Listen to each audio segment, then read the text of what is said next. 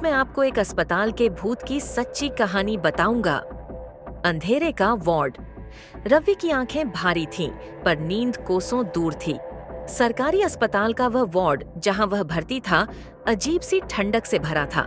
पुरानी दीवारों पर लगी सीलन और हल्की पीली रोशनी माहौल को और भी डरावना बना रही थी। रात के लगभग 2 बजे थे। बाकी मरीज धीरे धीरे नींद में जा चुके थे, लेकिन रवि करवटें बदल रहा था। उसके बिस्तर के ठीक सामने एक खाली बेड था, जिस पर एक सफेद चादर बिछी थी। वह न जाने क्यों उस बेड को बार बार देख रहा था। तभी उसे महसूस हुआ कि किसी ने धीरे से उसके बिस्तर के पास से गुजरते हुए ठंडी हवा छोड़ दी। उसने झटके से इधर-उधर देखा, कोई नहीं था। उसने सोचा कि शायद उसका वहम होगा, लेकिन तभी वही खाली बेड, जिसकी चादर बिल्कुल सीधी बिछी थी, अब थोड़ी सी सिलवटों में बदल गई थी, जैसे कोई उस पर लेट गया हो। रवि का कलेजा जोर से धड़कने लगा। उसने इधर-उधर देखा, बाकी मरीज गहरी नींद में थे। डरते-डरते उसने नर्स को बुलाने के लिए बेल दबाई, लेकिन बेल बजने के बावजूद कोई नर्स नहीं आई। तभी उसके कानों में हल्की सिसकी की आवाज आई। वह आवाज उसी खाली बेड से आ रही थी।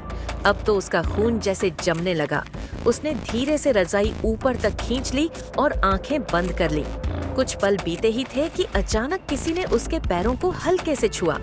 रवि ने झटके से आंखें खोलीं, कोई नहीं था। पर अब उस खाली बेड की चादर जमीन पर गिर चुकी थी और बिस्तर पर एक हल्की परछाई बैठी हुई थी। उसका हलक सूख गया। उसे लगा जैसे उसकी आवाज गले में अटक गई हो। तभी हल्की सी फुसफुसाहट सुनाई दी। मुझे यहाँ से जाने दो। रवि ने जोर से चीखना चाहा, लेकिन उसकी आवाज नहीं निकली। तभी कमरे का दरवाजा धीरे से खुला और एक बुजुर्ग नर्स अंदर आई। उसने वार्ड में एक नजर दौड़ाई और फिर उस खाली बेड को देखा। नर्स ने ठंडी सांस ली और धीरे से बोली, फिर से आ गई? रवि ने कांपते हुए पूछा, कौन? नर्स ने गंभीर आवाज में कहा, इस बेड पर 2 साल पहले एक लड़की मरी थी।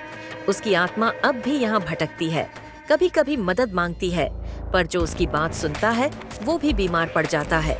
रवि के होश उड़ गए। वह किसी तरह हिम्मत जुटाकर वहां से उठकर भागने की कोशिश करने लगा। तभी नर्स ने धीरे से उसके कंधे पर हाथ रखा और कहा, चुपचाप लेटे रहो। अगर उसने देख लिया कि तुम जाग रहे हो तो वो तुम्हें अपने साथ ले जाएगी। रवि का बदन पसीने से भीग चुका था। वह कांपते हुए आंखें बंद करके पड़ा रहा। हल्की हल्की सिसकियां अभी भी सुनाई दे रही थीं। फिर अचानक सुबह की पहली किरण खिड़की से अंदर आई और सब कुछ शांत हो गया। जब रवि ने धीरे से आंखें खोलीं, तो वह बेड एकदम खाली पड़ा था, जैसे कुछ हुआ ही न हो। पर उस बेड के नीचे एक गीली पसीजी हुई चादर अब भी पड़ी थी।